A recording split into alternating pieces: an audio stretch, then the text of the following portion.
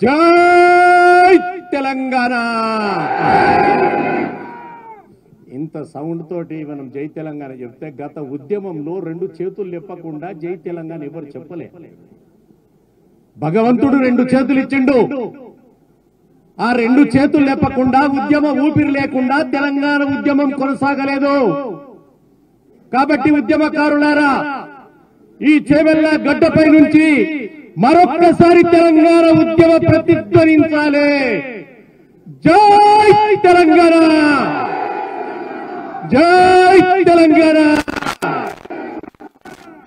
Thank you, ధన్యవాదాలు. చేవెళ్ల నిరసన కార్యక్రమానికి వచ్చినటువంటి ఉద్యమకారులందరికీ మరొక్కసారి తల వంచి అభినందన తెలియజేసుకుంటా ఉన్నాను. మిత్రులారా, ఈ రోజు ఈ కార్యక్రమానికి వచ్చినటువంటి పెద్దలు,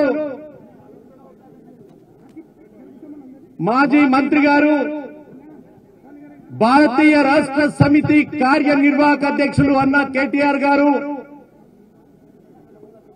ఈ కార్యక్రమానికి వచ్చినటువంటి ఈ రంగారెడ్డి జిల్లాకే, ఒక్క చేవెళ్ల కాదు, రాజేంద్ర నగర్ కాదు, మహేశ్వరం కాదు, ఇంకొకటి కాదు, మొత్తం రంగారెడ్డి జిల్లాకే ఒక ఆడపడుచుగా అక్కగా పిలుచుకున్నటువంటి అక్క సబితా ఇంద్రారెడ్డి గారు, అదేవిధంగా ఈ కార్యక్రమానికి వచ్చినటువంటి మాజీ ఉప ముఖ్యమంత్రి అన్నా మహమూద్ అలీ గారు, ఈ కార్యక్రమానికి దగ్గరుండి ముందు నడిపించినటువంటి కార్తిక్ రెడ్డి గారు, అదేవిధంగా ఈ కార్యక్రమాన్ని సమన్వయం చేసుకుని నడిపిస్తున్నటువంటి ప్రభాకరన్ గారు, ఈ వేదిక మీద ఉన్నటువంటి పెద్దలు నాగేందర్ గౌడ్ గారు, రాజేంద్ర నగర్ బండ్లగూడ జాగీర్ నుంచి వచ్చినటువంటి కార్పొరేటర్లు, అన్ని నియోజకవర్గాల నుంచి చుట్టుపక్కల నుంచి వచ్చినటువంటి ఉద్యమకారులు, ఎలక్ట్రానిక్ మీడియా, ప్రింట్ మీడియా మిత్రులందరికీ మరొక్కసారి మీకు అభినందన తెలియజేసుకుంటా ఉన్నాను. మిత్రులారా, మనము ఉద్యమాలు చేసి ఇక్కడ తన్నులు తిననోళ్లు ఎవరూ లేరు, పోలీస్ స్టేషన్ పడనోళ్లు ఎవరూ లేరు. కానీ ఈ రోజున్నటువంటి అధికార పార్టీలో ఏ అవసరానికైతే టీఆర్ఎస్ వచ్చారో మళ్లీ ఆ అవసరానికే మళ్లీ పార్టీ మారిపోయినటువంటి దగుల్బాజీలు ఉన్నటువంటి పార్టీ కాంగ్రెస్ పార్టీ. చాలా బాధాకరంగా ఉంటుంది మిత్రులారా. ఇంకా 4 రోజులైతే 11 మంది కూడా రోడ్డు మీదకి వచ్చి మమ్మల్ని కాపాడండి అని మళ్ళొక్కసారి కేసీఆర్ దగ్గరకు వచ్చే పరిస్థితి మనకు కనబడతా ఉంది. కానీ నేను మాత్రం అన్న కేటీఆర్ తో మీ అందరి సమక్షంలో విజ్ఞప్తి చేస్తా ఉన్నా, మీరు పెద్ద మనసుతోటి పోయినోన్ని మళ్ళా రా అని గల్లగలుపుకొని దయచేసి పిలవకండి, మీకు దండం పెడతా. ఏమంటారు మీరు? మళ్ళీ చేయి చేసుకుంటారా? ఇంతమంది ప్రజాభిప్రాయం మళ్లీ ఎవరిని కూడా తిరిగి పార్టీలోకి చేర్చుకోకుండా ఉన్నటువంటి ఉద్యమకారులతోటి పార్టీ నిర్మాణం కొనసాగించమని, వీళ్లను సిద్ధం చేసుకోమని నేను అన్న కేటీఆర్ గారికి విజ్ఞప్తి చేస్తా ఉన్నా. మిత్రులారా, తెలంగాణ రాష్ట్రం వచ్చిన రోజున 30 లక్షల మంది నిరుద్యోగుల పేరు చెప్పి, ఆ 30 లక్షల మంది నిరుద్యోగులు మాకు ఉద్యోగాలు వస్తాయని చెప్పి వారేసినటువంటి ఓట్లతోటి ఈ రోజు గద్దెనెక్కినటువంటి వారు. మరి ఎక్కడ పోయినాయి ఉద్యోగాలు?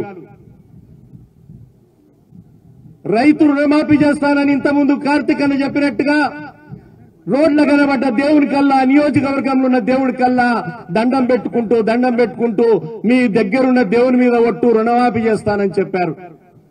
నేను ఈరోజు అడుగుతా ఉన్నా, ఎవరికన్నా 2 లక్షల 10-20 వేలు ఉంటే 20 వేలు ముందు కట్టు, 2 లక్షల తర్వాత ఇస్తామంటారు.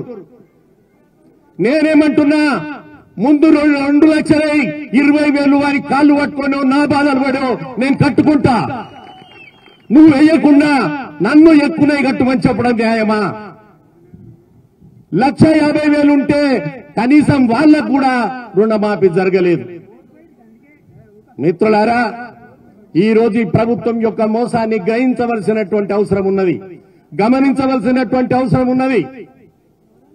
ఇక్కడ ఉన్నటువంటి వారికి వారు పేపర్లలో ఎలక్షన్ మేనిఫెస్టోలో మాట చెప్పారు. నీ బిడ్డ 7వ తరగతి జరిగితే చెప్పు, 7వ తరగతి సర్టిఫికెట్ చదవంగానే నీ బిడ్డకు సైకిల్ ఇస్తా, రై అని స్కూల్కి పోతుందని చెప్పారు. ఎంతమందికి ఇచ్చారు సైకిళ్లు? దయచేసి మీ బిడ్డలకు చేతులు ఎత్తవలసింది కోరుతా ఉన్నా. ఎవరికి ఒక్క సైకిల్ ఇయ్యలే. కేసీఆర్ గారు ఆడబిడ్డల బాధను గమనించి కళ్యాణ లక్ష్మి ఇస్తే రేవంత్ అన్న గారు ఒక అడుగు ముందుకేసి ఖాళీ 1,00,000 ఇస్తే ఏమైతుంది, తులం బంగారం ఇస్తాడు. నీ తులం బంగారం మట్టిలో పోను, నా 1,00,000 రూపాయలకే దిక్కులేదు ఈరోజు. మరి ఎవరికిచ్చావు? ఇక్కడ ఉన్నటువంటి అన్నదమ్ములు చెప్పాల్సినటువంటి అవసరం ఉంది. కేసీఆర్ గారు మహారాజులాగా రోడ్డులో వైర్ వేశాడు, ఇంట్లోకి రాణిస్తలేడని చెప్పావు. చాలా సంతోషం, రోడ్లో ఉన్న వైర్ తీసేశావు. ఆ వైర్ తీసేసి మీ ఇంటి దగ్గర వేసుకున్నావు. వేసిండో లేదా? నేనేదన్నా అబద్ధం మాట్లాడితే వెంటనే చెప్పండి, ఇలా నిజం మాట్లాడితే ఖచ్చితంగా ఒప్పుకోండి, చేతులు లేపండి. ఒక పక్కన వైర్ అడ్డం పడ్డదని చెప్పి అదే వైర్ తీసుకుపోయి నీ ఇంటి దగ్గర వేసుకోవడం న్యాయమా? ఇప్పుడు ప్రైవేట్ ఇంట్లో ఏ ముఖ్యమంత్రి కూడా ప్రభుత్వ గృహంలో ఉండాలి, కానీ మీరు ప్రైవేట్ హౌస్ లో ఉంటున్నారు. ఈ ప్రైవేట్ హౌస్ లో వెనక దర్వాజాకెళ్ళి ఎవరొచ్చి కలిసిపోయిర్రో మాకే వెనక. ఆదాని గారు వచ్చారా, అంబానీ గారు వచ్చారా, జేసీఎం గారు వచ్చారా, ఎవరు వచ్చారు? ప్రజలకు తెలియకుండా మీరు ఎవరితో కలుస్తున్నారో, హైడ్రా ప్రాజెక్టులు పెట్టి భయపెట్టడానికి ప్రయత్నం చేస్తున్నారో, మీ వెనక ద్వారం కూడా ఎవరు వచ్చారో మాకెట్ట తెలుస్తుంది. కాబట్టి మిత్రులారా, మీరందరూ ఒక్కటే ఆలోచన చేయాలి. కాబట్టి ఇవన్నీ కూడా మనల్ని మోసం చేయడానికి, ఇచ్చినటువంటి హామీలు పక్కన పెట్టడానికి జరిగిన ప్రయత్నం. అందుకే ఇక్కడ ఉన్నటువంటి రైతన్నలకు విజ్ఞప్తి చేస్తా ఉన్నా, రైతన్నలకు గిట్టుబాటు ధర గురించి మాట్లాడావు. ఇన్ని రోజులైంది వచ్చి, ఎక్కడొచ్చింది, ఏ మార్కెట్లో గిట్టుబాటు వచ్చిందో ఒక్కసారి చెప్పాలని ఈ ప్రభుత్వాన్ని కోరుతా ఉన్నా. 24 గంటలు పొలంలో కష్టపడి పండించినటువంటి పంటకు కనీసం గిట్టుబాటు ధర రాకుండా మార్కెట్ల దళాలీల చేతులను నష్టపోతూ ఉరికమ్మ వెక్కుతున్నటువంటి రైతన్నలు ఈ రోజు ఎంతో మంది ఉన్నారు. కాబట్టి మిత్రులారా, నేను ఇక్కడ ఉన్నటువంటి మిత్రుల విజ్ఞప్తి చేస్తున్నా, తెలంగాణ ప్రజానీకాన్ని కాపాడుకోవాలంటే మరొక ఉద్యమం రూపుదాల్చాల్సిన అవసరం ఉన్నది. ఖచ్చితంగా మరో ఉద్యమం రావాలి. కాబట్టి ఎవరి చేతుల్లోకెళ్ళైతే తెలంగాణ రాష్ట్రాన్ని విడిపించుకున్నామో వారి జెండాలు హైదరాబాద్ నగరంలో ఎట్లా రెపరెపలాడాయి మొన్న, ఎందుకు కొత్త జెండాలు హైదరాబాద్ నగరంలో వచ్చాయి? ఈ ప్రభుత్వం సమాధానం చెప్పాలి. ఎవరికి అప్పజెప్పబోతున్నారు ఈ తెలంగాణ రాష్ట్రాన్ని?